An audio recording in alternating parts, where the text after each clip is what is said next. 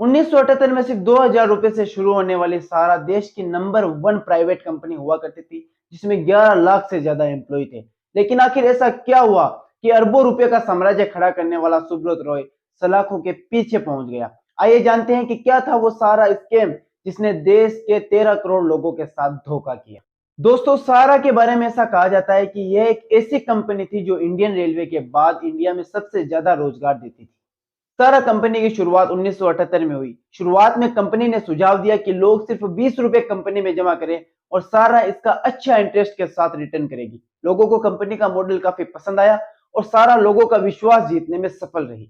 सुब्रत रॉय लोगों से पैसे इन्वेस्ट कराते गए और धीरे धीरे सारा से 13 करोड़ लोग जुड़ गए और सुब्रत रॉय देश के सबसे पसंद करने वाले लोगों में से एक बन गए। सिर्फ 2000 रुपए से शुरू होने वाला business finance, real estate, infrastructure, health care, IT और मीडिया एंड एंटरटेनमेंट सहित कई सारे विभागों में फैल चुका था और इन्होंने अपनी IPL टीम पुणे वॉरियर्स भी बनाई।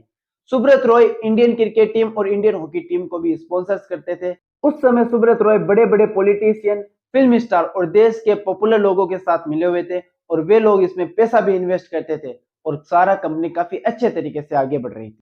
फिर कहानी एक मोड़ लेती है और सहारा के ऊपर सबसे बड़ी मुसीबत 1996 में आई, जब इनकम टैक्स ऑफिसर ने सहारा पर नजर रखना शुरू कर दिया और उसने सहारा में आने वाले सभी पैसों का हिसाब मांगना शुरू कर दिया। तो सहारा ने कुछ फेमस नेताओं का नाम लिया और कहा कि इन्हीं नेताओं का पैसा कंपनी में इन्वेस्ट किया हुआ है।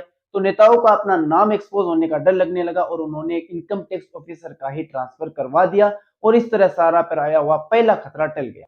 लेकिन अब उससे भी बड़ा खतरा आ चुका था। कुछ समय बाद लोगों ने सहारा में पैसा जमा कराना बंद कर दिया और वो लोग ज्यादा होने लगे जिन्हें इन्वेस्ट किए हुए पैसे निकालने थे। जब उन्हें पैसे निकालना शुरू कर दिया तो कुछ ही समय बाद कंपनी लॉस से गुजरने लगी और उसी दौरान सेबी को सहारा की 2 शिकायतें भी मिल गई, जिसमें बताया गया कि सहारा गलत तरीके से पैसे जुटा रही है और सेबी ने सहारा की जांच करना शुरू कर दिया। इसके बाद सेबी ने इन्वेस्ट किए हुए पैसे 15% इंटरेस्ट पर वापस करने को कहा और सहारा इस फैसले को इनकार करते हुए इलाहाबाद हाईकोर्ट पहुंचा, लेकिन कोर्ट ने भी सेबी के फैसले को सपोर्ट किया।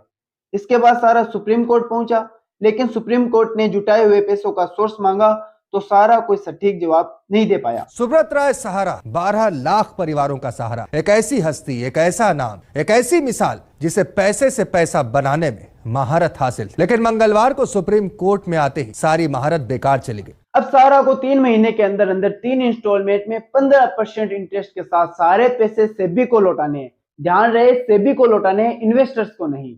कंपनी ने 5120 करोड़ की अपनी पहली किस्त तो जमा कर दी, लेकिन बाकी के पैसे जमा कराने में असमर्थ रही। तो सुप्रीम कोर्ट ने कंपनी के बैंक अकाउंट और असेट्स को सीज करना शुरू कर दिया और 26 जनवरी 2014 को सुप्रीम कोर्ट के आदेश पर सहारा ग्रुप के चेयरमैन सुब्रत रॉय को गिरफ्तार कर लिया गया। हाल ही में सेबी ने उन इन्वेस्टर्स को पैसे लौटाना शुरू कर दिया है जिनकी डिटेल, डॉक्यूमेंट और डेटा कंपनी के रिकॉर्ड के साथ ट्रेस कर रहे हैं। 45 दिन के अंदर अंदर उन इन्वेस्टर्स के पैसे उनके बैंक अकाउंट में आ जाएंगे, लेकिन शुरुआत में सिर्फ 10,000 रुपए ही रिफंड किए जाएंगे।